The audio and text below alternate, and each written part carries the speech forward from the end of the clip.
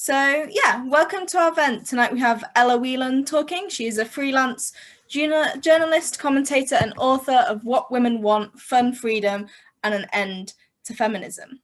She was the assistant editor at Spiked and hosted the Spiked podcast 2015 to 2018. She regularly appears on TV and radio, including Question Time, Sky News Press Preview, Good Morning Britain, Politics Live, Channel 4 and others. She has written for the Sunday Times, the Economist, the Sun, the Spectator and others.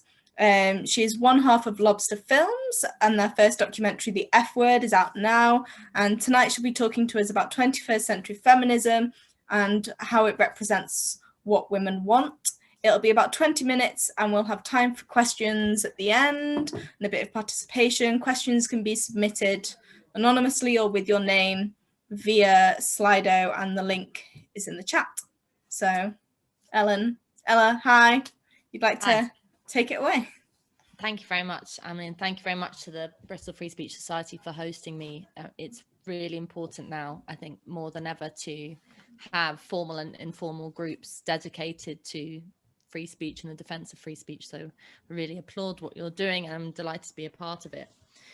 The thing that's always fascinated me about feminism is, despite the fact that I wrote a book about it in 2017, What Women Want, is that for most women, and this is kind of proven by polls and anecdotally, it isn't really an issue. What I mean by that is if you were to pick a street in the UK or indeed in the US or certainly most Western countries, and stop a woman at random and say, what do you politically identify with? What is it that's your, if you were to have a political badge on your breast, what would it signify? And I guarantee you that only a very, very, very small percentage of those people would say feminist. Most people would say in the UK, oh, I'm a Labour supporter, or I'm a Green activist, or I'm a Tory, whatever it is. These formal political people might actually these days either still say I'm a Leave supporter, I'm a Remain supporter. But the idea of identifying as a feminist has never really rung home with people, certainly not in recent times. Of course, the picture would have been very different in the 1960s and 70s, and actually even into the 80s, when the feminist movement was much more not formalized but coherent, much more materially realized. There's a much bigger focus on things like women's groups, women's discussion groups, women's caucuses. Most political parties would have formalized sections of maybe not conservatives, but some of the more fringe, certainly left-wing ones, would have groups of women's groups within them to discuss specifics around women's politics. Well, all of that has kind of fallen away today. The Women's Equality Party in the UK, for example, has, and I'm not sort of gloating about this, has really failed to capture any kind of public sentiment or public support for the idea of a politics centered around women or feminism or women's equality. They're a bit old, these stats now, but they're a good example. I mean, the Fawcett Society a number of years ago, I think it was 2016 or 2017, polled women on whether or not they identified with the F word. And I think it was somewhere between 7 and 9% of women said that, yes, they did. In 2018, YouGov did a poll, and that figure crept up to around about 34%, which is understandable because in between 2016 and 2018, we had the Me Too movement. Feminism was much, for weeks and months on end in the front page of newspapers, in headlines, and much more in public discussion. But in 2019, the BBC reported that in the UK and the US, polls showed that it was still only about 1 in 5 women, so a bit higher, but still pretty paltry. 1 in 5 women who identified as feminist or sympathized with the politics behind contemporary feminism.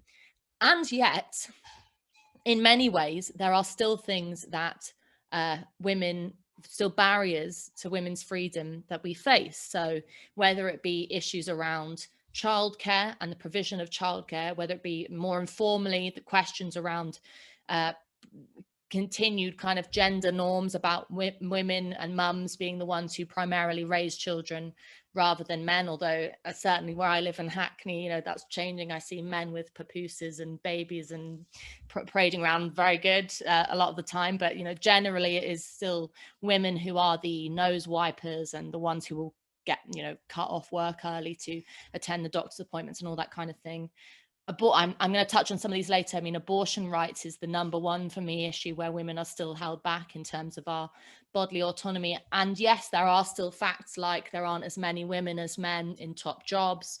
When women go to work, they are entering into the workplace on an equal footing, and the gender pay gap doesn't exist until you start popping out babies. And after that point, there's the motherhood gap does exist where women start to get treated differently. So there are my point is there are still problems, material problems that women face, material challenges for women's freedom.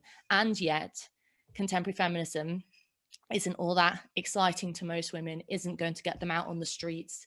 I think you probably get more women attending the breast cancer awareness midnight walk than you would a take back the night, you know, anti-rape, anti-harassment protest. So things have shifted. And if I just kind of briefly spend a moment on talking about why I wanted to write the book I wrote it in 2016. It was for me, for the very simple reason that I was angry at the fact that there were certain things in my life that I couldn't control, whether it be in relation to abortion rights, whether it be in relation to some of the things I've mentioned, but that the political expression of what it meant to be a woman, of what women wanted, was really depressing. It was you know, on the one hand, I felt like it was dominated by a kind of middle class white narrative, although the white aspect is less interesting, but a middle class narrative of commentators like myself and politicians are looking for some kind of moral high ground to kind of opine about what it was that was oppressing us poor women out there. There was a kind of real class distinction between what it was that the great and the good said was wrong with the rest of us, and what it came down to pretty much primarily was about this idea that despite the fact that we had had the 1970 Equal Pay Act, even the further act in 2010, regulating against discrimination on the basis of sex and gender, that we had by law removed all discrimination against women for being women, that in general, most people anecdotally, when you talk to your mothers and grandmothers, would recognize that life as a woman in the West in 2017, 2018, even going back to when I first realized myself as a teenager in 2013, when I was turning 12 and 13, the life was much better for women than it was for generations previous. Despite all of that, really what contemporary feminism said was, the problem today is that we're all a bit mean to women. We're a bit nasty to them. You know, we still tell them that they're too fat for this or that they're too hairy for this. We make them feel small. There's still, despite the fact that there might not be ingrained systemic sexism on the basis of, you know, bosses aren't allowed to hire the woman that they want to have sex with most by law anymore, but there are still ingrained sentiments in employment or basically that women are still belittled and made to feel small, and it was very shallow. It was what I'm trying to get at is that it felt extremely shallow, and really there might have been a few nods to material issues like childcare, abortion rights, but most of it was about how women feel. And so that's why I wrote a book that said, what do women want? And the reframing I tried to do was to say that for too long, throughout pretty much the 1990s was a bit of a quiet period. We had the Spice Girls and things like that, but from the kind of late 1990s into the 2000s, that a new wave of feminism had emerged, call it third or fourth wave, or I call it contemporary feminism, which resituated the whole focus of women's politics around our subjective feelings. So it was about things like representation. It was about things like our mental health. It was about things like how we considered ourselves, what we thought about ourselves, what other people thought about us. And at no point was anyone asking, what is it that women want? What is if you asked your average working mother living in Hull, what it is that would make her life better, would she say more women in the shadow cabinet? Or would she say better housing? Would she say a better job? You know, what are people, what do women actually want? And so the challenge that I've faced anyway is that things have quite rapidly moved on since 2016, 2017. And I'm a bit sick of talking about it by now, and I'm sure you all are. But the most important thing that has changed has been the emergence and the kind of elongation of the #MeToo movement. And while that was specifically about sexual harassment and began with allegations around of rape against Harvey Weinstein that have since proven to be true, and he's been I think he's been convicted.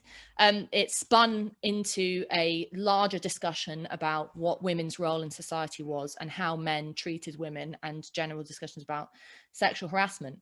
But the reason why the #MeToo movement, I think, blew up so much was not because there was a kind of hidden disquiet among many women who suddenly had found their voice. And it's, for me, incredibly insulting idea that, and for people like Tarana Burke, who had been working on using the phrase Me Too and working about with women's sexual violence and sexual violence against women for a long time, it's an insulting idea that it took Alyssa Milano, who I watched for years on Charmed, to tweet in order to give poor me my voice on social media. This idea that Me Too had completely broken the silence on women was not only just insulting, it was also very disingenuous, because while #MeToo seemed to kick off, perhaps around the celebrity of Harvey Weinstein, we had hashtag movements, in fact, as well as other movements beforehand. So there had been #Everyday Sexism.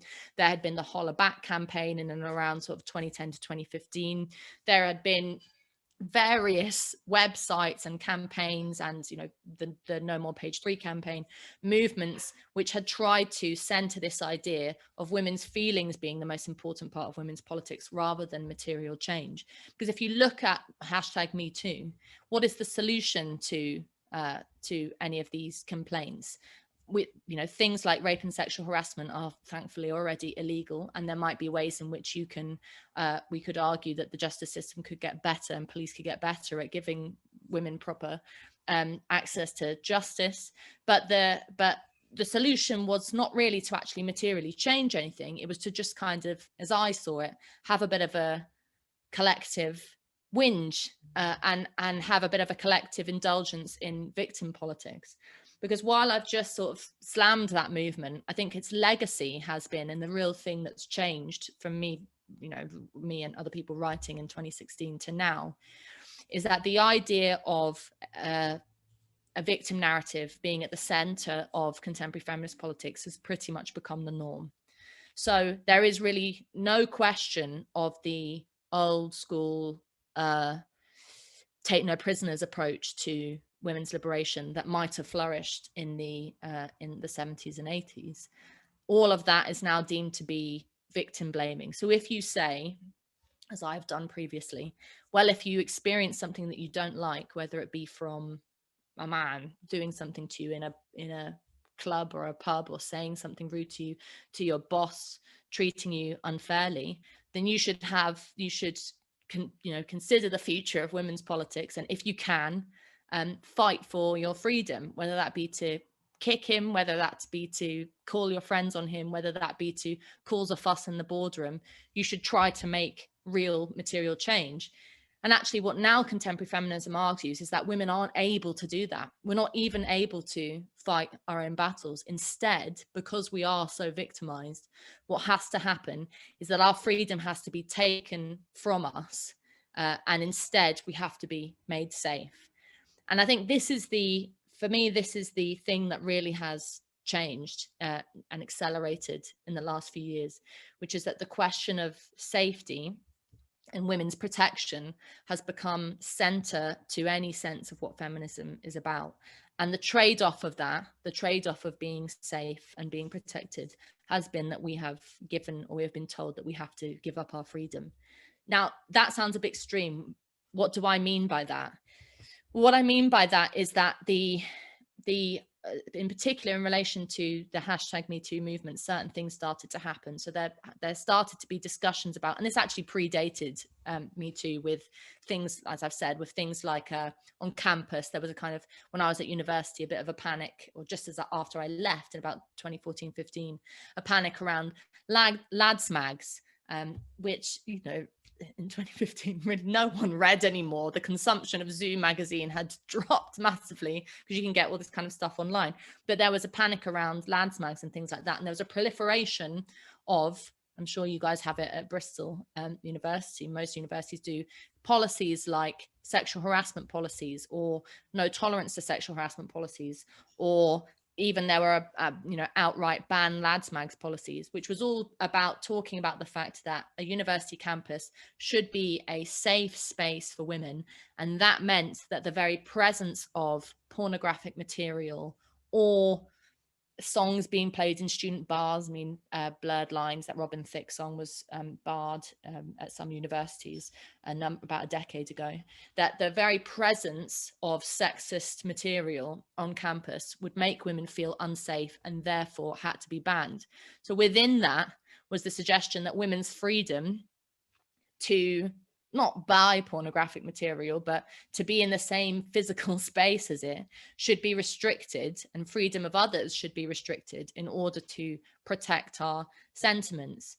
There was a flagship policy that went out in about 2015 in Nottingham, that was piloted around making misogyny a hate crime, which many have celebrated as being you know, a feat for the fight against sexism. And actually currently at the moment, Stella Creasy, the Labour MP, is heading up a campaign in Parliament to make misogyny a hate crime in law throughout the whole of the UK. And one of the aspects of that ban in Nottingham was to trial things like making wolf whistling a hate crime, to make it available to the police the authority to accost men who were making sexist or derogatory comments to women on the street. Now, you might think, what's the problem there? Men shouldn't be allowed to go out shouting things like, "Oh, you slut," or wolf whistling at schoolgirls, or doing all kinds of disgusting behavior. No, they shouldn't. But the question is, who stops them from doing that? Who challenges them? And the difference between, you know, the rather, perhaps you might argue, harsh and challenging and difficult and painful aspect of women themselves and men and people who are interested in women's liberation challenging these people, versus a policeman banning it, is that in the latter option, what you are suggesting is that the state has to step in and protect women, that the state has to step in and be the knight in shining armor for women. The implications of that for women's freedom and sense of themselves and sense of power is, I think, pretty huge. And I wouldn't want to overstate that, but it is true that both anecdotally and I think from reading things in news coverage and discussions about this, you know, among sort of sociologists and other people, is that there is a sentiment that there are lots more young women coming forward today who, especially when they're going to university, are, for example, terrified that they might be raped on campus, despite the fact that the statistics show, you know, and students' general knowledge show that actually being on a university campus, in terms of your exposure to horrible things like sexual harassment and rape, is very low. It's probably one of the safest and most regulated places that you will live. Like, wait until you go out into the real world, as it were. And so this is having a real knock-on effect on women's sense of themselves. I mean, I haven't even gone into things like the obsession with body image and weight and how women look, the whole narrative around the idea of there being, you know, like the beach body ready argument, that it was damaging to women's mental health to be able to see, to have to see and be faced with normative or repressive or sexist views of themselves, you know, in a skinny bikini or whatever it was, that our egos, that our sense of ourselves was so fragile that in just being exposed to that, even on a daily basis, which if you're on social media, it's pretty relentless on Instagram, that we wouldn't be strong enough to deal with that. And I think that the question for me is, what is it that women's liberation should be about? What is it that freedom should be about? And the difficult thing that you have to argue is that freedom doesn't come without consequences. In fact, freedom is all about consequences, because it is, if you are asserting women's freedom, what you are asserting is that we be free to enter into the rough and tumble of public life, warts and all, in all its positives and its opportunities and all its dangers. Camille Paglia, who's often quoted in these kinds of things, and actually this is quite a hackneyed quote by her, despite it being rather controversial, tells a story where when she was in her dorm rooms in America, when she was a student, that they had curfews and they had separate sex dorm rooms, and that there were women and men appointed to check them in and check them out, and that her and her fellow sisters decided that this wasn't on, and that they wanted to go and have sex and not be tutted when they came back in the door, that they wanted to stay out at all-night parties, and they wanted to enjoy the freedom that their male friends, who they'd then see in the lecture hall the next day, were allowed, because there were none of these barriers on the male dormitories. There was a policy in the women's dormitories of open door and 1 foot on the floor, which meant that you literally had to leave your door open if you had a boy around. So you can imagine the stifling nature of that position. And what she argued, very controversially, and some people still don't get this, is that she wanted the freedom to risk rape. And what that meant was not that she wanted to be raped or that she thought rape was okay, but that she wanted the freedom to experience life with the not full knowledge that the consequence of that might be danger to herself, but that was the cost of freedom, and the value of freedom was so high that she was willing to risk the danger of it. And I just finish up by, I've already run over time, by thinking about that question of freedom and posing some sort of challenges to us, because what I wonder today is how far we've gone down the route of the idea of celebrating victimhood. I mean, it's present in other areas of politics, and identity politics is kind of rife with the idea that there are certain people who are more victimized and therefore should have a bigger say in certain things. And certainly in the realm of women's politics, you know, it kind of makes me sick every time someone says, as a woman, I blah, blah, blah, and you know, as if all women are the same, as if all women have the same experiences, and as if simply being born female puts you at some kind of disadvantage. It doesn't. In 2021, it's what happens to you in life that may or might not put you in a disadvantage, whether you're male or female. But the challenge is, how do we argue for, or if we want to, how do we argue for women's freedom when we have a sense of women as being in need of protection? And just to kind of, you know, finish on my sort of bugbear, and the thing I care most about this is in the question of abortion rights, and women's access to abortion, which I think some people can think of as a sort of small technical part of, you know, practical medical question of women's lives, some women's lives. It's actually much bigger than that, because the question of abortion, and I think that abortion should be decriminalized and available on demand, as the phrase goes, as early as necessary, as early as possible and as late as necessary. But that the question of abortion rights is really about asking, how much do we trust women to make decisions about their own lives? Because the reason why abortion is technically illegal in this country and outright illegal in many other countries is not because of it's not actually not because of a principled moral or religious objection to the ending of a life, but it is rooted in a sexist idea that women need protection from the state from making certain decisions. So, for example, at the moment, women in the UK can get abortion, but legally you have to convince 2 doctors that you're mad and that you're going to go mad if you don't have access to this service. So it really tells you about the way in which women are framed.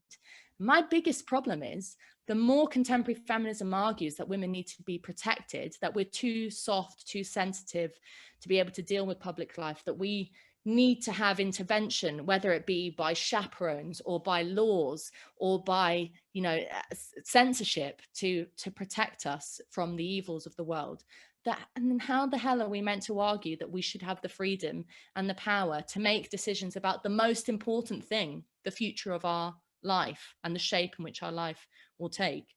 So my question, I mean, I want to throw out other things about how free speech plays into this, particularly in relation to your interest in this, where we think censorship has affected campaigns around, discussion around campaigns of feminism, because I know for sure that I often get told that I'm sort of valorizing the patriarchy or doing damage to women by asking the kind of questions that I have, that I should, in fact, actually, I was just interviewed by a Croatian paper on Me Too, and I got a long email from someone saying that I should just shut up because it was damaging what I was doing, that the words that I'm using, being what I think is constructive criticism of a movement, is actually harmful to women. How does free speech play into this?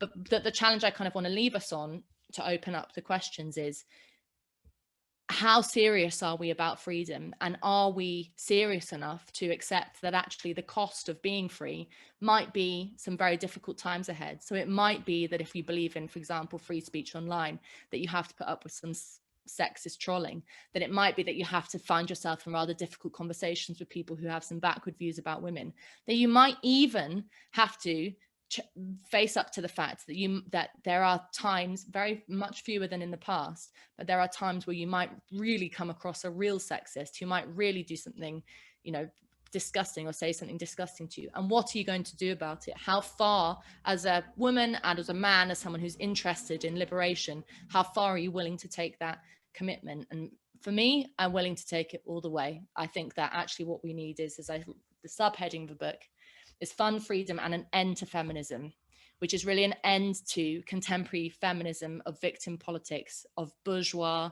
whinging, and of ladder climbing, and a reasserting of, and a kind of re-questioning of what it is that women want in the 21st century, and what it is, and really what I think it is freedom rather than safety. And I'll leave it there, and let's open up for some questions. Well, thank you for that. That was very good. Everyone's clapping. We're going to take some questions now. We've quite a few. Just can people, Slido is preferred, but if you can't access Slido, message me privately, just so that we can have an order to the questions and the chat's not getting tons and tons of questions with people replying to them in the chat. So yeah, that's very good. The first question we have here is anonymous. It says, surely having more places to go for help is just as important as encouraging women to help themselves. Okay, do you want me to answer each one, or will you take a few? I'll just... Yeah, each one. Okay, great. Well, yes. And the funny thing about, or not the funny thing, the tricky thing about criticizing the Me Too movement is, because I believe in free speech, I absolutely don't want people to say, oh, women should stop talking about this, or we shouldn't have a conversation about this. I think women should be able to talk about it ad nauseum if they want to, if it matters to them. I might not be interested to hear, like, for example, someone I knew at university it's one of those things where you look back at people on Facebook that you once knew, and she'd done a massive diatribe on Me Too about how the postman had told her that her pedicure looked nice and how sexist this was. And I know that's a stupid example, but I did think, oh God, shut up. But I wouldn't say it because maybe it matters a lot to her. But when it comes to resources, I mean, there's a problem. There's a question here, because, for example, if you're talking about resources in relation to all women shortlists in politics, or if you're talking about resources like laws which allow women, allow trolling to be banned online, or measures, if you're talking about measures for women to be protected, then I'm against that, because I think that you have to think about the wider question of freedom. But if, there are certain things that are in great decline, actually, and that need to have more resources pumped into them. For example, rape crisis centres. I know a woman in Wales who runs one who's constantly struggling for funding. So there's questions about that. Questions about nursery provision and things like mother and baby groups, which actually, if you're a pregnant woman, is the knowledge that that's going to be there for you is a lifeline and can completely change your ability to operate in the world, because you've got a bit of a safe haven among people who are going through the same thing that you're going through. So when you're talking about resources, there are lots of things that women need. I mean, I've been on the record for arguing, for example, for 24-hour, free at the point of access, good quality, state-provided childcare. I think that we should have rolling nurseries that are available to families at all times. It's a challenge for politicians, but I think that that's something that would vastly change women's ability to be able to enter into public life in the same way that men do. So I'm all for more resources, but the question is it about freeing up women, or is it about compounding a sense of victimhood? There's a political question at the heart of it. I mean, I don't care if you throw money at anything, but the question is, will it actually benefit women, or will it reassert this idea that we're in need of protection? Okay. Next question on the Slido is from Izzy. So Izzy, if you want to ask one of your questions. Yeah, I had 4 questions there. Should I just pick any of them? Just pick any of them. Okay, I guess my question is, so I grew up in a quite traditional community, and my mother is, if any woman is oppressed, my mother is, right? But if you look at my mother, who is a traditional housewife who isn't even allowed to drive because it is a patriarchal community, and if you told her she's oppressed, she would think you're mad, because she loves being a housewife, she loves being the mother, she thinks she's privileged, that she can be together with the kids at home, and she is the one who gets to spend time with the family, and my father has to go out and work. And I find it really annoying when I sit in philosophy seminars, and we read a paper the last term that defined, it's a paper in philosophy that wants to define what a woman means, and it defined a woman is the gender that is oppressed. And I asked my tutor, does that mean that my mother's not a woman? Or so I guess my question is, as you've said, most women don't identify as feminists. Most women probably, if they knew what feminist scholars were saying in their name, in the name of women, they would be really annoyed. What do you think about the fact that pretty much in academia, you cannot do scholarship on women's issues other than through a feminist lens? Do you think that's a problem, given that most women are not feminists? Do you think that this is academics, like you say, middle-class academics talking over women, telling them how they should feel, telling them what their experiences are, when most women are like, no, that's not my experience? Well, there's several things in there, but just to take them in part. So it's not to say that your mother is like a fascinating case, but it is a fascinating case, because I remember to give my anecdote, when I was years ago working at school, I was the administrator and in part the nurse, and my counterpart, who was on the front desk, was a woman my age called Hafiza, who was Muslim, and she wore a veil, and she was very traditional, and I was even more so back then, a bit of a hellraiser, and we were best friends, inseparable, and I would tell her all the time about what I did on the weekend, and it would be hairy stuff that I'd got up, and I'd never censor anything, and I'd say, I did this, I went here, I slept with this person, I took this drug, blah blah blah blah blah, and and she would be fascinated by it, and I would be fascinated by what happened in her weekend, and we would talk openly about, I'd say, but why don't you want to do what I'm doing? I'm having such a good time. Why would you ever want to not do what I'm doing? The kind of arrogance of youth. I thought that everyone should just be like me. And I mean, and she said, but that's not how I find my meaning. She said, well, I've got a television. I watch the news. I watch Friends. I watch, she'd grown up in Forest Hill, in London. I mean, she's not living in a bubble, but she'd made a choice. She had made and you could say that that you might argue that she had pressures on her life, in terms of, family pressures are very, yourself, Izzy, are very difficult and painful to contend with for lots of people. And breaking with family tradition is extremely painful, and particularly for women, because you have to risk quite a lot if you, in some religions, if you break with tradition. I mean, I'm an Irish Catholic. Catholicism has got the same kind of problems throughout history. But the key thing is the question of choice. And to link it to the next part of what you said, is that there seems to be a denial that there should be any choice in women's life. Now, I might argue that the choice you should make should be for an abundance of choice. So that I would argue don't limit yourself by tradition. Don't be free, go out and do whatever you want to do. But that's the choice that I make. And I would also support women in making their own choices. Why I don't think prostitution is the most fantastic job in the world for women. I'm not one of these people that kind of is like celebratory sex work or anything like that. I've got no illusions about it, but I'm 100% sure that I don't think it should be illegal and that women should be able to make that choice. So the thing that I find most frustrating is that in the world of academia, yes, and I know this because I did English literature, and anytime I did any book on a woman, they'd say, but what about, or I did some essays on Samuel Beckett, and they said, but what about the fact that most of his protagonists are men? And you're like, oh my God, that's not the point when it's talking about Beckett. I know that happens in academia, but even in wider discussions, there is this idea that there is that what it means to be a woman doesn't involve choice. So the idea that it means you are oppressed is saying the definition of a woman is that she has no choice. And it's a bit ridiculous to extrapolate from real things like the fact that we don't have freedom of choice when it comes to abortion rights to a general philosophical sentiment of what it means to be a woman. I mean, I'm sort of in two minds about writing another book about what does it mean to be a woman, because it's one thing I didn't mention in all of this was the trans issue and question of women's, maybe someone wants to ask a question about that, the question of how we define what it means to be a woman today.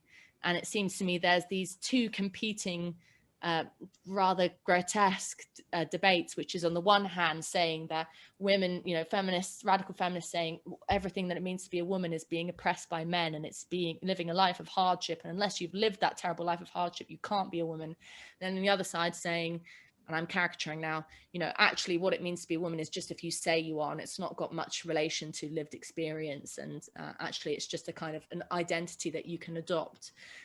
Neither feel very satisfactory to me, but certainly that the question that you raise about the importance of choice and being assured that you have made a choice that you stick by, whether it be being a housewife or whether it be being CEO of some massive company, that's what you want to do. I mean, I'm going on now, but one of the things I didn't touch on was just to delve a bit deeper into the question of class distinctions, which is that I think for me, there has always been a rather disdainful view from more middle class contemporary feminists that unless women are making the right choices, they're being sort of traitors to the cause. So if they like flirting and having public sexual encounters with men, like anyone who's, I don't know if you guys even have Oceana or stuff like that anymore, but that was the place you went when I was a student, Vodka Reds in Brighton, if you wanted to be accosted by a man and hopefully go home with them.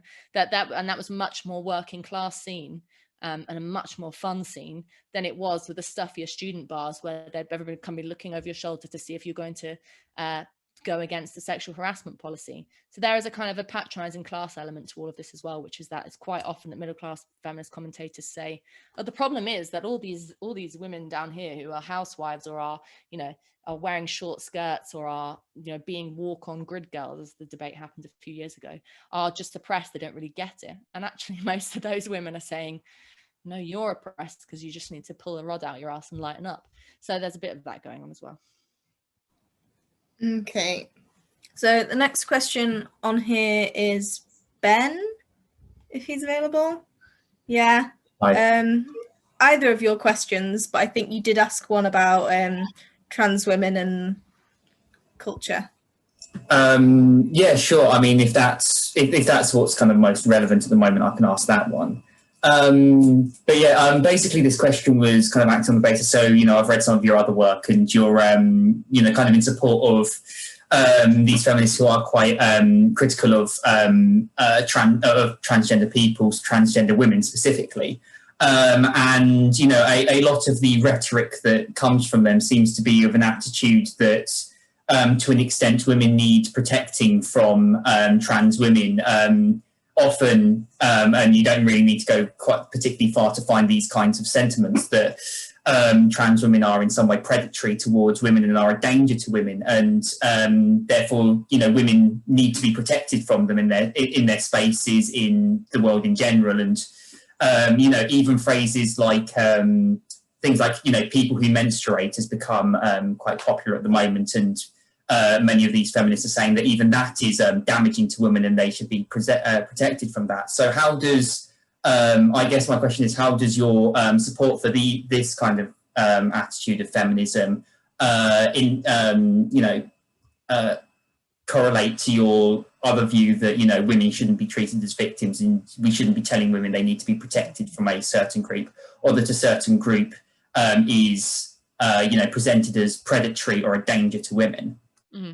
Well, I've always taken the approach of maybe it's a sort of typical, it's not exactly sitting on the fence, but a plague on both your houses aspect to the trans row, because it's incredibly frustrating that you seemingly have to pick between I think quite often prejudiced view of trans people, that they are just, especially when it comes to men that have transitioned to become women, that they are all just predators wearing dresses who are really just using this as a ruse to break into the changing room filled with teenagers. I mean, I'm caricaturing now, but there is a cohort of radical feminists who really believe that trans people pose a direct danger because of the fact that, of a man with a penis that has that face women. And I have no truck with that. I don't think, because of all the reasons that I stated in my opening about victimhood and stuff like that, it's nonsense. I can completely foresee even even the more controversial scenarios. I don't think there's anything inherently wrong with, for example, a trans woman running a rape crisis center if they're the best person for the job. I've never believed in all women shortlists. I've never believed in any of that kind of biological determinism that suggests that the thing about women is that you have to have a woman's body and you have to have a woman's experience to empathize with women. I mean, in what way has any progressive political movement that's been based on solidarity ever suggested anything like that? It's why I don't believe in the idea, and I don't have any truck with the idea of white privilege. It's why I don't, any movement that tries to divide up solidarity on the basis of things like identity, I have no truck with. The difficult thing is the narrative at the moment is whether it be in kind of contemporary media discussion or power when it comes to the way in which institutions are organized. For example, what's happening at the Tavistock Centre at the moment is that the pendulum has swung very far in the way of saying that anyone that criticizes the idea that you have to say trans women are women are labeled bigots. And that means that I think that we sometimes have to maybe swallow, in the same way that I, swallow my inherent bile against certain vociferous right-wingers when I defend their free speech. I have to swallow the disagreements I have with these radical feminists, or TERFs as they're called in the slanderous way, to defend their freedom to call themselves women. Because one of the sort of more ludicrous things, I think, in terms of like how this has practical implications, is that at the moment the discussions around actually using the word woman has come into question. So the people who menstruate was a kind of thing about that J.K. Rowling took the piss out of and got into a huge amount of trouble for. But if, for example, many of the abortion rights campaigns in Ireland, when the referendum was happening in 2018, some of the campaigns said, we can't talk about pregnant women. To be inclusive, we have to talk about pregnant people.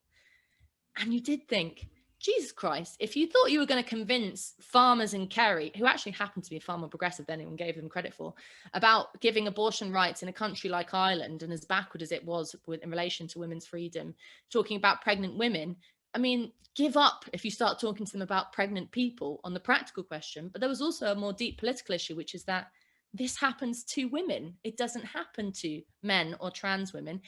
This is a thing that is restricted on women because we are women, because of our bodies, because we get pregnant, and because of our status in society. So don't try to wipe out that political reality.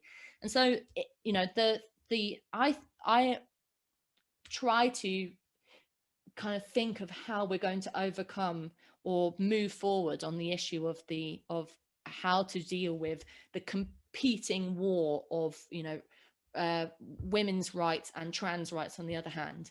And the only solution I have is that someone's going to have to start coming together, and free speech is going to have to be defended, because it seems like both sides mischaracterize one another.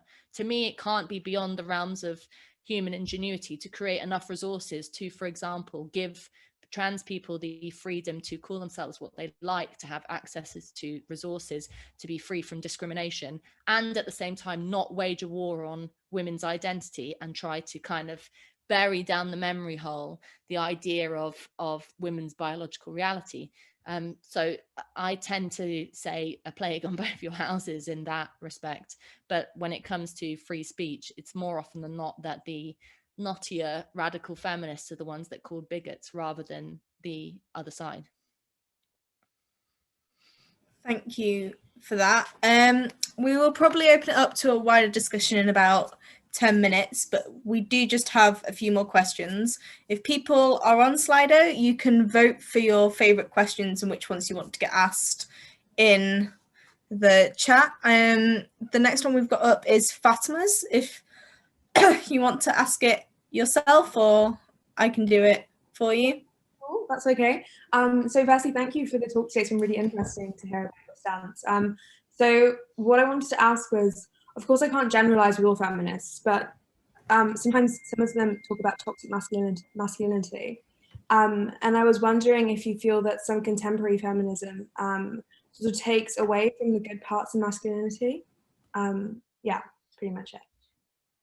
That's a really good way of putting it. And the difficult thing with toxic masculinity is immediately what comes to mind when you say that is, laddish behaviors, kind of like rugby boys doing things like when I was at university, they used to do, there was a scandal of some rugby boys piling in and having like a big pepper grinder, and they were putting the pepper grinder in women's mouths. It was all just a bit disgusting and like infantile and sexist. And so that's what, I think toxic masculinity is, this idea of the kind of laddish, brash, in your face, sexist.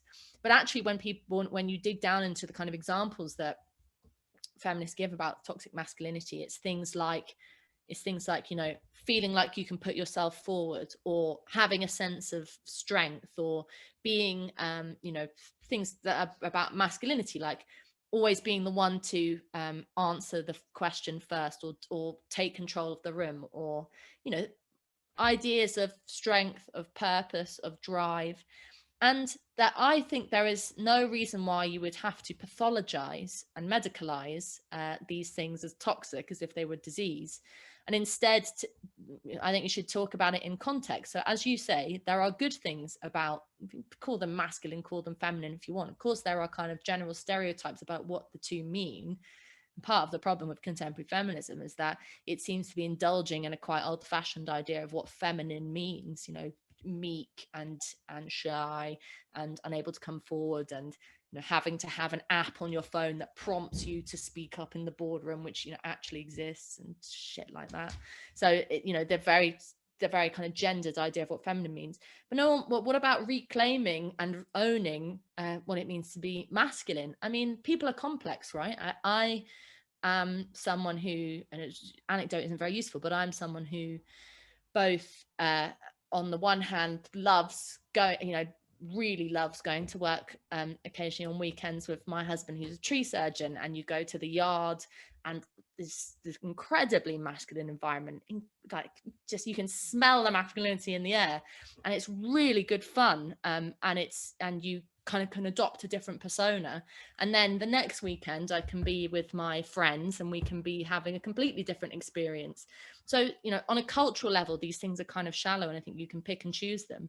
But the more serious aspects of the positive things of masculinity, of being driven, of being strong, of having pride in your strength, women can adopt these and have adopted these as much as men. And so pathologizing things in terms of it being toxic or not, I mean, the end point of that and the underlying issue is the suggestion that what it is it's toxic to women, and that being masculine poisons women, it's toxic. And that brings me back to the kind of patronizing idea that we can't handle things like that. I mean, the stereotype of a kind of toxic masculinity, again, to keep bringing it back to class is important, is that there's the suggestion that there is toxic masculinity mostly among, for example, football fans. So just as a kind of side note that you might all find interesting, the domestic abuse bill is making its way through the House of Parliament, House of Lords over the last few weeks, and some of the discussion about that has been very telling. For example, one of the ministers got up at one point and said, oh yes, well, the thing about the domestic abuse bill, we know where it happens, we know where harassment happens. We know, for example, that at the end of every football match, you have women waiting at home, cringing, waiting for their husband to come home. So there's a real prejudice there that football fans are engaged in toxic masculinity, are grotesque abusers, and just are waiting to get tanked and go home and batter their wives. There's a real the hatred and prejudice about working class people there, so that plays into it as well. But I'm all for reclaiming masculinity, or saying, why do these things have to be pathologized? Why aren't we more politically advanced than that? I thought we were meant to be getting beyond gender norms, where we can mix and match all different kinds of things. I think there's a genuine positive aspect to that. Yeah, can I add something quickly, and then I'll Yeah. Yeah, that's also interesting, and so true. I really feel as well. I was curious also, do you feel that say when we look at like the children that we'll have in the future, how this idea might impact them, seeing that there's such a thing as toxic masculinity, but there's no such thing as toxic femininity? I just wonder how you think that will affect our children in future generations. I mean, I don't know if you're going to have kids. I'm sorry if I assumed, but what I mean. Yeah, no, I am going to have kids. In fact, actually, I've just got the news of the from Homerton Hospital that my IVF is back on track after the reopening after the pandemic. So it's all happy days in my household today. And I do think about what effect this has on the younger generation. And I have to admit to you that I'm torn and I can't decide, because I think on the one hand, the trend that most women ignore this is very real, and it shows up in the polls, but it also just shows up anecdotally that, yeah, I'm sure a lot of you will have conversations about these things, but most women don't go around with a kind of chip on their shoulder as if they're kind of being oppressed by men. Most women, even if they're the shyest wallflowers naturally, which there is nothing wrong with being on a personal level, have some sense of themselves and have some sense of their lines and aren't pushovers. And the gains of this is the most important point, the gains of men and women, and primarily women, fighting, waging bloody wars against sexism and crucifying campaigns against sexism and for women's freedom over the last 40 and 50 years has given us the freedom that we enjoy today. The state didn't grant it to us. Women tore it from the hands of the state, and that should be celebrated. So I'm torn between thinking it's all a bit of a storm in the teacup and most women ignore this, to then actually, on the other hand, not being able to decide whether it is having a knock-on effect for women's sense of themselves, and whether politically, if we keep talking about women as fragile and in need of protection, whether that does have a knock-on effect. So I hold my hands up to say that I'm torn. I can't decide which one it is, whether or not this is going to have real consequences or not. I mean, we know that I'm not a sociologist and I can't draw links like this, but for example, some of the things I've been thinking about is, for example, if you take the trans issue, most people talk about trans women, and that's kind of colloquially how the discussion happens online. But in fact, if you look at the numbers, in terms of the rate of people wanting to go and transition, it's more often than not, vastly more often than not, young girls who want to transition to become boys. And so there's a trend there where you might think, well, what's going on there in relation to women and their relationship with young women and their relationship with their bodies? Is there something going on there that society is provoking? If you look at mental health and the deterioration, the growth in eating disorders and the proliferation of young boys and girls, but a lot of numbers of girls coming to school and saying that they're full of anxiety, that they kind of have a sense of purposelessness. What's going on there? And so I think there are things that need to be investigated, because inevitably the way society talks about people does have a knock-on effect on how individuals see themselves. But I hold on to the hope that people are sensible enough to know when to switch off the telly, as it were, when things like this get talked about ad nauseum. But I'm torn, Fatima, is the honest answer. Thank you so much for answering. That was really interesting. Thank you. Okay, so I think we'll have one last question from Patrick, and then we'll open it up to a bit more of a discussion. And then afterwards, if people want to stick around as well, we'll discuss it more in a bit of a social. But Patrick had a question. Yes. Thank you very much for your talk. It's very interesting. So I was just wondering, how do you think feminism can change, or even if you think if it's possible for feminism to change to prioritize some of the material concerns that you were talking about instead of a more liberal, small L liberal style of identity politics? Now, I'm saying that as an ardent leftist who agrees that material conditions are where it's at. Well, I think we've got to be really ruthless. I think that we've got that, because it's not just a, you know, people have said to me, oh, do we need another word? Like, should we call it women's lib, or should we, you know, is it the tagline feminism that people are upset with? And actually, interestingly, the Fawcett Society poll that I quoted at the start of 9 to 8% of women only supporting feminism.